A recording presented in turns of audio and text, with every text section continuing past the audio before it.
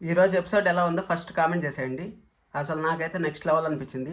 రాజీవ్ వల్ల ఇంకా ఎంత ముప్పు పొంచి ఉంది, శైలేంద్రకి ఏం జరుగుతుంది, శైలేంద్ర వాళ్ళ అమ్మ ఎందుకు భయపడతా ఉంది, ఇప్పుడు నెక్స్ట్ మనోగారమ్మ ఎందుకు మాట్లాడట్లేదు, ఏం జరుగుతుంది తెలుసుకోవాలనుకుంటే రేపు నేను అనాలిసిస్ చేస్తాను 6 ఎపిసోడ్స్ది. అందుకోసం మన ఛానల్ వెంటనే సబ్స్క్రైబ్ చేసుకుని రేపటి కోసం వెయిట్ చేస్తానండి. ఈరోజు ఏం జరిగిందో ఫుల్గా చూడండి, చాలా ఇంట్రెస్ట్గా ఉంటుంది. హాయ్, అందరికీ నమస్కారం. నా పేరు కిరణ్. ఇప్పుడు మనం మాట్లాడుకుంటున్న గుప్పుడంత మనసు సీరియల్ రివ్యూ. ఈరోజు ఏం జరిగింది, రేపు ఏం జరుగుతుంది, రేపు సండే అనాలిసిస్ నేను చేస్తాను. అందుకోసమనే వీడియో ఫుల్గా చూడండి, మీకు చాలా ఇంట్రెస్ట్గా ఉంటుంది. ఇప్పుడు ఎక్కడి నుంచి అయితే మొదలు పెట్టారు, నిన్న గన్స్లే బుల్లెట్లో గన్స్లే అంటారు కదా, అక్కడి నుంచి మొదలుపెట్టారు. అక్కడి నుంచి మొదలుపెట్టిన తర్వాత అప్పుడు ఇంకా శైలేంద్ర కూడా ఏం చేయలేకపోతాడు, ఎలా కాపాడాలి ఏమి అనేసి, ఎలా చేయాలి ఏమని తెలియకుండా ఏమి చేయలేకపోతాడు. ఏం చేయలేకపోతే సరే అనేసి అక్కడ ఆల్రెడీ మన వసుధర మెడలో ఒక తాళి ఉంటుంది కదా, ఋషి కట్టిన తాళి ఉంటుంది కదా, ఆ ఋషి కట్టిన తాళిని తెంచేసిన తర్వాత నేను తాళి కట్టాలి అనేసి ఫిక్స్ అవుతాడు. నిన్ను ఈసారి ఎవరు కాపాడలేరు, పోయినసారి ఋషి కాపాడినాడు, ఒకసారి మనో కాపాడాడు, ఈసారి నిన్ను ఎవరు కాపాడలేరు అనేసి వల్లబోతా అంటారు రాజీవ్. కానీ శైలేంద్ర కూడా ఎంతో ట్రై చేయాలనుకుంటాడు, కానీ శైలేంద్ర కూడా ఏం చేయలేకపోతాడు. శైలేంద్ర ఈరోజు కొంచెం పాజిటివ్గా మారినాడు, కానీ ఏం చేయలేకపోతాడు. సరే అనేసి ఆ తాళ్ళు తీసేయాలని గన్ తీసుకొని ఆ తాళ్ళని అలా తీస్తూ ఉంటాడు. అలా తీస్తూ ఉండే కొద్దికి కట్టొచ్చి కరెక్ట్గా తగులుతుంది. కట్టొచ్చి తగిలే కొద్దికి మన ఎవరు వచ్చి అంటారు గెస్ట్ అయ్యండి, మన మహేంద్ర గారు వచ్చారు. మహేంద్ర గారు వచ్చి నేను ప్రోమోలు చూసాను, ప్రోమో కింద రివ్యూ చేశాను, అసలు ఋషి వచ్చింటే బాగుండేది, మనో వచ్చింటే బాగుండేది అనేసి చాలామంది కామెంట్ చేశారు. అసలు ఋషి కావాలనేసి ఎంతమంది ఎదురు చూస్తూ ఉంటారు నాకు అర్థమవుతుంది. ఋషిని మీకు ఇష్టమైతే లైక్ చేయండి, అలాగే మన ఛానల్లో ఉన్న కొత్తగా చూస్తాను సబ్స్క్రైబ్ కూడా చేసుకోండి, జెన్యున్ కంటెంట్ వస్తూ ఉంటుంది.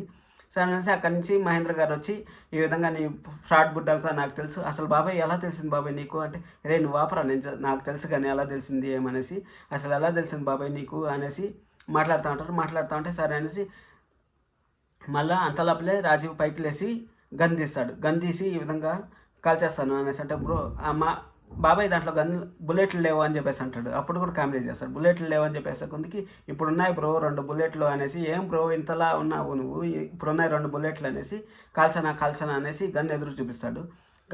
చూపిస్తే మన శైలేంద్రకి చూపిస్తాడు. శైలేంద్ర చూపిస్తే సరే పక్కకు జరిపేకుంది గన్లో పేల్చకుంది దాంట్లో బుల్లెట్ ఉంటుంది. అప్పుడు అందరూ భయపడిపోతే అక్కడ ఎలా కనిపెట్టినారు అనేసి ఒక టిస్ట్ ఉంటుంది కదా, అది నేను నిన్నే చెప్పాను, అందుకోసం లాస్ట్ వరకు చూడండి వీడియో అని చెప్పేది. ఒక డివైజ్ ఇచ్చి పంపించారు, లొకేషన్ డివైజ్ ఇచ్చి పంపించారు. ఆ లొకేషన్ డివైజ్లో అది ఉంది.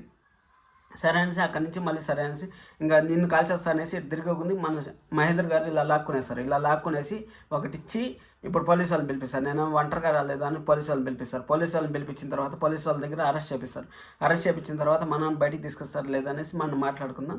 సరే అక్కడి నుంచి సీరియల్ శైలేంద్ర వాళ్ళ ఇంటికి షిఫ్ట్ అయ్యి మమ్మీ అనేసి అరుస్తాడు. నేను చాలా సంతోషంగా ఉన్నాను, ఈ విధంగా రాజీవ్ బతికే ఉన్నాడు అనే కొద్దికి వాళ్ళ భార్య బతికే ఉన్నాడా అనేసి ఆలోచిస్తుంది. కానీ వాళ్ళకి తెలియదు కదా, ఆల్రెడీ వాళ్ళు రాజీవ్ని పట్టుకునేసినారు, పోలీస్ స్టేషన్లో అప్పచెప్పారని వాళ్ళకి తెలియదు కదా. సరే అనేసి అక్కడి నుంచి పట్టుకొని, కానీ జాగ్రత్తగా ఉండాలి నాన్న, శైలేంద్ర చాలా చెడ్డోడు అనేసి. కానీ వాళ్ళ అమ్మ ఏదో దాస్తుంది అక్కడ. రాజీవ్ దొరికిపోవడం వల్ల ఎవరికో ప్రాబ్లం ఉండేట్టు, వాళ్ళ అమ్మకే ఏదో ప్రాబ్లం ఉండేట్టుంది. అది నేను రేపు సండే అనాలిసిస్లో చెప్తాను. ఎందుకు చెప్తానంటే, సరే అనేసి మన శైలేంద్రకి వాళ్ళ అమ్మ ఒక హింట్ ఇస్తుంది. ఏం హింట్ ఇస్తుందంటే, రాజీవ్ని నువ్వు పట్టిలేదు కదా, నువ్వు ఎవరైతే పట్టించారో దుర్మార్గుడు రాజీవ్, చాలా దుర్మార్గుడు, వాళ్ళ భార్యనే చంపినాడు, వాళ్ళని పోలీసు వాళ్ళు పట్టించిన వాళ్ళు అసలు వదలడు అనేసి అంటాడు. అప్పుడు ఆలోచనలో పడతాడు మన శైలేంద్ర. ఎందుకంటే శైలేంద్రనే కదా రాజీవ్ని పట్టించింది, శైలేంద్ర వల్లనే కదా రాజీవ్ దొరికింది. అప్పుడు శైలేంద్రకి రాజీవ్కి గలాట్ జరిగి ఇద్దరిలో ఒకరు ప్రాబ్లంలో పడతారు. అప్పుడు ప్రాబ్లంలో పడినప్పుడు సీరియల్ ఎండ్ అవుతుంది. అప్పుడు సీరియల్ ఎండ్ అయినప్పుడు ఇంక శైలేంద్ర బుద్ధి తెచ్చుకొని మారితేదా సీరియల్ ఎండ్ అవుతుంది. రాజీవ్ని పర్మనెంట్గా పోలీసులు పట్టుకొని పోయి పోలీస్ స్టేషన్లో వేసేస్తారు. అది జరుగుతుంది అనుకుంటున్నాను. ఇది 50% అనాలిసిస్ చేస్తున్నాను. సరే అనేసి అక్కడి నుంచి అది అయిపోయిన తర్వాత, అది కట్ అయిపోయిన తర్వాత ఇంకా మన మనోని ఇంటికి తీసుకొస్తారు. ఇంటికి తీసుకొచ్చినప్పుడు కూడా సస్పెన్స్ పెడతారు. ఫస్ట్ కారులోంచి వసుధర మన మహేంద్ర గారిని మాత్రం ఎదుగుతారు. అనసూయ గారు టెన్షన్ పడుతూ ఉంటారు, ఏమైంది అక్కడ ఏమైంది అనేసి టెన్షన్ పడితే సరే అనేసి అక్కడి నుంచి కార్లో దిగుతారు. మళ్ళీ వెనకాల డోర్లో నుంచి మన మనోజ్ తిరుగుతారు. మనోజ్ దిగిన తర్వాత ఇంట్లోకి వస్తారు. ఇంట్లోకి వచ్చిన తర్వాత అనసూయ గారు ఏం మాట్లాడరు.